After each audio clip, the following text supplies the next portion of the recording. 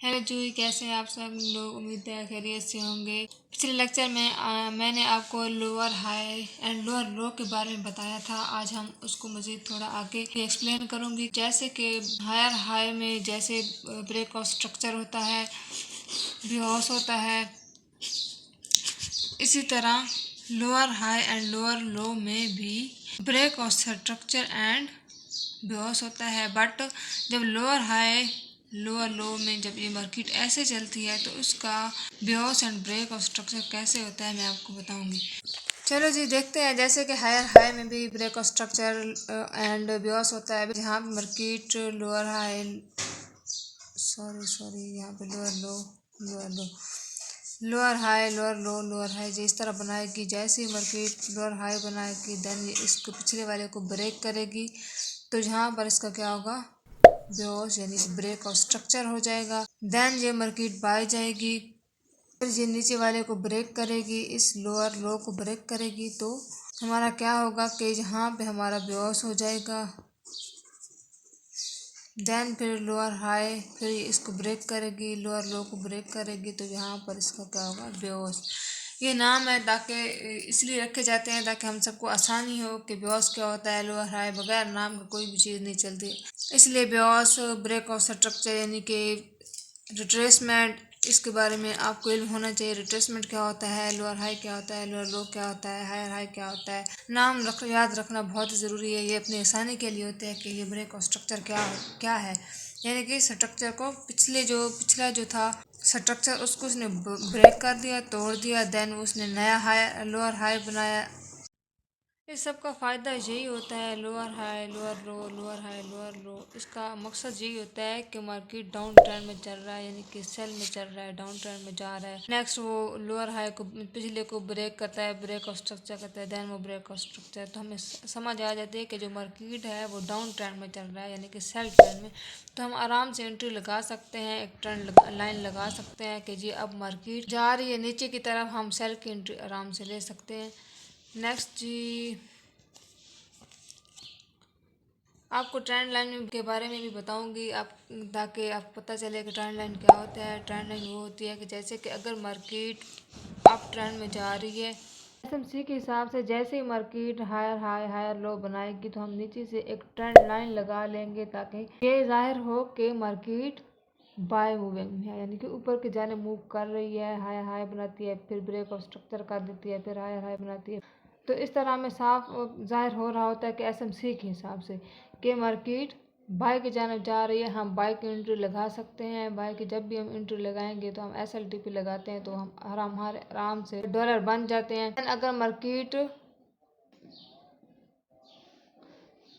लो की जानब बढ़ती है तो हम इस तरह हम आराम से इधर से ट्रेंड लाइन उसकी लगा लेंगे। हमें पता चल जाएगा कि मार्केट ब्रेक और स्ट्रक्चर लोअर लो के जरिए करती जा रही है। जैसे ही वो हमें पता चलता है कि ब्रेक और स्ट्रक्चर वो करती है लोअर हाई लोअर लो के जरिए, तो हम आराम से सेल की एंट्री लगा सकते हैं और हमारे आराम से हम इसको तस्दीक कर सकते हैं कि मार्केट डाउन ट्रेंड में चल रही है या अप ट्रेंड में चल रही है। एसएमसी के हिसाब से आईसीटी भी है, वो आगे आपको बताऊंगी कि आईसीटी क्या होता है। देन जी, मैं आपको एसएमसी की टाइप बता रही हूँ। Fair value gap main character है इसका, ये बहुत ही इम्पोर्टेंट है। फेयर वैल्यू गैप क्या होता है? Fair value gap market candles बनाती है। एक कैंडल बना ली, दूसरी बना ली, इस तरह मार्केट अगर कैंडल सेलिंग में सेल जब जाती है नीचे जाती है तो मार्केट कैंडल्स बनाती है। देन एक वो बड़ी सी कैंडल बना लेती है, थोड़ी थोड़ी छोटी छोटी इसकी शेडोज होती हैं यानी कि विक होती है।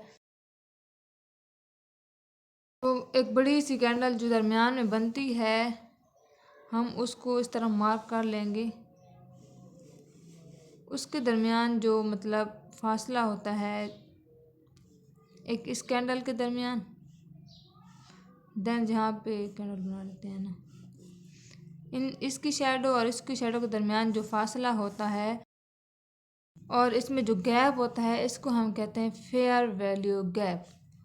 तो अब आपके जहन में आ रहा होगा कि फेयर वैल्यू गैप क्या होता है और इसका फ़ायदा क्या है। फेयर वैल्यू गैप में जैसे मार्केट ये बड़ी कैंडल बनाएगी देन वो क्या करेगी, नीचे चलती जाएगी चलती जाएगी चलती जाएगी। नेक्स्ट वो इस तरह ऊपर आएगी, जहाँ पे उसका फेयर वैल्यू गैप का हमने लाइन लगाई होगी, जहाँ पर वो जाएगी रिट्रेस करेगी। इसको कहते हैं रिट्रेस करना, यानी कि एक बार मार्केट नीचे आई देन वो बाय जाएगी, फिर वो जैसे रिट्रेस करेगी हमें समझ आ जाएगी कि मार्केट ने अपने फेयर वैल्यू गैप तो फिल कर लिया है, हम जहाँ से सेल की एंट्री ले लेते हैं, फिर वो मार्केट नीचे चली जाती है।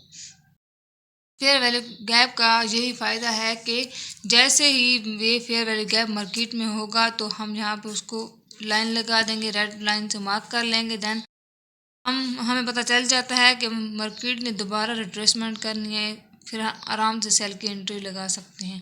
और बाय में भी बिल्कुल इसी तरह ही होता है कि अगर मार्केट कैंडल्स बनाती है, दरमियान में एक लंबी सी कैंडल छोड़ देती है, ये तो खैर छोटी है, वहाँ बड़ी होगी। आपको शो हो रहा होगा कि मार्केट में फेयर वैल्यू गैप क्या है कैंडल्स के ज़रिए। फिर भी बता देती हूँ, यहाँ पे ये इस तरह एक फेयर वैल्यू गैप छोड़ेगी, नेक्स्ट वो यहाँ पे एक कैंडल बनाएगी, तो इसका मतलब ये है कि मार्केट बाय जा रही है। फिर वो दोबारा एक बार ज़रूर आएगी, अपने फेयर वैल्यू गैप को फिल करने ज़रूर आएगी। तो हमें इस तरह बाय की एंट्री नहीं ले लेनी, जैसे वो यहाँ पे रिट्रेसमेंट करती है तो फिर हम आराम से जाके यहाँ पर बाय की एंट्री ले सकते हैं। ऐसे नहीं लेते, जब भी मार्केट फेयर वैल्यू गैप कोई फिर एक बड़ी सी कैंडल बने, वहाँ पे फेयर वैल्यू गैप बन रहा हो, तो हमने एंट्री नहीं लेनी जब तक वो यहाँ पे आके रिट्रेस ना कर ले। एक बार जब भी वो रिट्रेस करेगी तो उसके बाद हम आराम से बाय की एंट्री लगा सकते हैं, यहाँ पे उसका ऐसा लगा सकते हैं। एंड टीपी हम अगर 5 पॉइंट का ऐसा लगाएंगे तो टीपी 10 पॉइंट का लगा लें, 8 पॉइंट का लगाएं, ये हमारी अपनी मर्जी है। सही है। एसएमसी के बारे में मैंने आपको पढ़ाया है, higher high, higher low, fair value gap, order block, change of character, bias and lower high lower low. मैं आपको कंप्यूटर पे भी ये सारा कॉन्सेप्ट समझाऊंगी, कॉपी पर भी समझा लिया है। देन नेक्स्ट क्लासेस हमारी कंप्यूटर पर होंगी कि higher high, higher low, fair value gap, order block and change of character, bias and lower high lower low क्या होता है, मार्केट में ये कैसे ज़ाहिर होते हैं, किस तरह से शो हो रहे हैं। मैं इंशाल्लाह अगले लेक्चर में आपको ज़रूर बताऊंगी कि एसएमसी ट्रेडिंग में क्या है, चार्ट में किस तरह दिखती है।